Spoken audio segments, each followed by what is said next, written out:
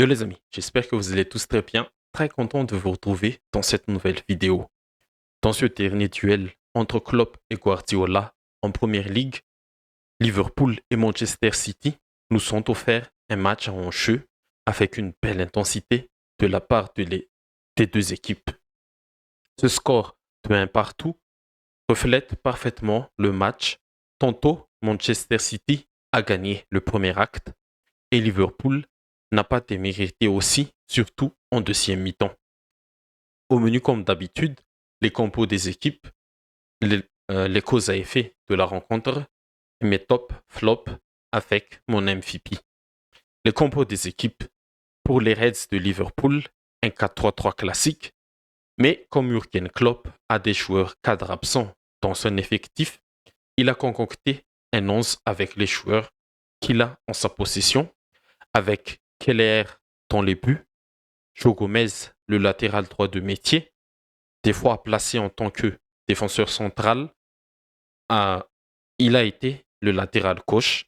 Sur cette rencontre, Van Dijk et Kwanzaa ont formé l'axe central de la défense et Conor Bradley, le jeune nord-irlandais, a été le latéral droit de Liverpool. Au milieu, on a eu Endo, le japonais, en numéro 6, accompagné par Soboslai et McAllister. Et le trio offensif de Liverpool a été formé par Luis Diaz sur le côté gauche, Harvey Elliott sur le côté droit et Darwin Nunez dans l'axe. Pour Manchester City, c'est aussi un classique, ce fameux 3-2-4-1 en possession, slash 4-2-3-1 sans ballon, avec Ederson dans les buts, Nathan Ake, Akanji et Walker, le trio défensif, John Stones à côté de Rodri, au milieu, pour soutenir Foden, De Bruyne, Alvarez et Bernardo Silva, le quator offensif qui accompagne Erling Haaland en attaque. Les causes à effet maintenant. En 3 mots, on peut résumer le match par chacun sa mi-temps et aussi ce fut un combat de boxe. Manchester City a réussi sa première mi-temps. L'analyse très simple, c'est quand une équipe réussit à imprimer le rythme, à imposer son jeu offensif et défensif, c'est que l'autre est bien évidemment en difficulté, pas forcément dominé dans tous les compartiments du jeu, parce que Liverpool a eu aussi ses 15 minutes de temps fort durant cette première mi-temps. Mais globalement, City a réussi à imposer son jeu aux Reds, le pressing sans ballon qui ont mis Liverpool en difficulté dans les relances, les combinaisons rapides à la récupération avec De Bruyne, Foden, Rodri, Bernardo Silva, Alvarez, Haaland a marché parfaitement lors de ce premier acte. Dès les premières minutes, le quator offensif avec Haaland, Rodri ont déstabilisé la défense des Reds. Malheureusement, la finition n'était pas au rendez-vous ce soir et cet aspect, c'était des deux côtés, que ce soit pour Manchester City ou pour Liverpool. Et ce qui m'a le plus impressionné sur cette première mi-temps pour Manchester City, c'était la capacité à fermer l'entrejeu de Liverpool. Sans ballon, les Citizens étaient en 4-2-3-1 avec Haaland soutenu par De Bruyne, Foden et Alvarez. Ces 4 cas ont bien fermé la passe pour McAllister et Soboslai au milieu. Du coup, la liaison entre la défense et l'attaque de Liverpool ne se faisait pas automatiquement. Et du coup, Keller a souvent balancé des longs ballons en destination de Darwin Nunez, mais Akanji a bien cerné l'Uruguayen dans les duels. Et ça a aussi obligé Liverpool à jouer vers le côté. Et sur les côtés, c'est plus facile de défendre que dans l'axe du terrain, surtout que ton adversaire est face au jeu avec le terrain tout ouvert. Mais heureusement que City a su concrétiser sa petite domination grâce au corner collectif bien travaillé à l'entraînement, bien frappé par Kevin De Bruyne au premier poteau et bien coupé par John Stones. 1-0 pour Manchester City. C'est sur ce score que les deux équipes rentrent au vestiaire. Et du coup, Liverpool a failli mettre KO Manchester City en deuxième mi-temps. Comme on l'a dit tout à l'heure, chacun a eu son round comme au combat de boxe. Et sur ce deuxième acte, Liverpool a mérité encore plus de gagner le match. Parce qu'ils ont su inverser la physionomie de la rencontre, que ce soit tactiquement et mentalement. Tactiquement, ils ont su battre le pressing en 4-2-3-1 de City grâce à leur pressing en 4-3-3 très très très très fort. City, ils pressent avec plus d'intelligence tactique. Ça ne veut pas dire que Liverpool n'est pas intelligent tactiquement, mais Liverpool presse avec le kick and pressing avec beaucoup plus de poches d'énergie. Sur cette deuxième mi-temps, c'est City qui a subi et qui fut plus en difficulté. Les belles combinaisons Citizens n'y sont plus. Alvarez, De Bruyne, Haaland, Foden, Bernardo ont disparu petit à petit du radar. Et l'Argentin et le Belge est même remplacé par Guardiola, respectivement par Jeremy Doku, un autre Belge, et le milieu croate Mateo Kovacic. Et mentalement, les Reds sont rentrés dans la tête des Citizens, notamment grâce à ce penalty provoqué par Ederson.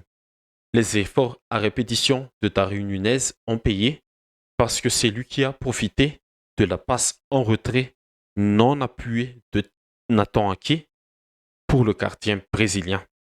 Sur cette action, je pense qu'Ake est plus fautif qu'Ederson. Oui, le portier brésilien a commis la faute, mais sans cette passe non appuyée du défenseur néerlandais, Darwin Nunez n'aurait pas fait ce pressing et le penalty est bien transformé par McAllister, le milieu argentin des Reds. Un partout, Liverpool s'est complètement transcendé après ce but, à l'image d'un Luis Diaz qui a fait beaucoup de mal à Kyle Walker, à Kanji, Rodri sur son aile gauche. Et ça se voyait aussi sur l'aspect défensif, à l'image du match en patron de Virgil van Dijk, accompagné de ses jeunes coéquipiers, Kwanzaa et Bradley. Mais tout comme en première mi-temps, Liverpool a raté des occasions franches. L'occasion la plus franche qui aurait renversé complètement le fil de ce match, c'est celle de Cody Gakpo, l'attaquant néerlandais de Liverpool, parfaitement lancé par Mo Salah, mais le néerlandais a trop souffert, a trop offert son pied. Il n'a pas pu tromper Stéphane Ortega, qui est rentré à la place d'Ederson, sorti sur blessure après le choc sur le penalty provoqué avec Darwin Nunez. Ce manque de lucidité et de réalisme dans le dernier geste n'ont pas permis aux Reds de gagner ce match. Pourtant, comme je l'ai dit tout à l'heure, pour moi, ils ont plus mérité sur l'ensemble de la rencontre de remporter cette rencontre. Mais c'est le foot, quand tu marques pas plus de buts que ton adversaire, tu gagnes pas. Et juste avant de faire les top flops, le match aurait pu aussi basculer en faveur de Manchester City parce que le poteau de Doku dans les dernières minutes, c'était aussi un but du chaos. Et c'est pour ça qu'on a dit que ce fut un combat de boxe. Les deux équipes pouvaient être KO à tout moment. Mes top et flop maintenant. Pour mon premier top, c'est Lustias. Même s'il a raté aussi des occasions de but, lui, il a fait son match. Il a mis en difficulté Kyle Walker sur son côté. Et c'est pas tous les ailiers qui peuvent faire ça pendant un match contre Manchester City, contre Kyle Walker. Mon deuxième top, c'est Virgil van Dijk. Sur ce match, j'ai revu le Van Dijk Prime en 2018-2019. Et en l'absence de son collègue habituel Konaté, il a pris les clés de la défense des Reds. Et pour mon troisième top, je vais mettre dans le même paquet les jeunes Kwanzaa et Bradley. Aux côtés de Virgil, Kwanzaa a été aussi solide pour contenir à l'onde De Bruyne Bernardo. Et sur son côté, Connor Bradley a bien mis dans sa poche Julian Alvarez au fur et à mesure que le match avançait. Et pour ce match, je pense qu'aucun joueur ne mérite pas d'être dans les flops, même si Gakpo a raté l'immanquable. Haaland, Foden, De Bruyne, Bernardo Silva ont été invisibles, surtout en deuxième mi-temps. C'est la preuve aussi que les deux équipes jouent à un niveau très élevé dans un championnat très élevé. Et du coup, pour la dernière de Klopp vs Guardiola à Anfield en Première Ligue, ils nous ont offert un vrai combat de boxe, une partie d'échecs intense.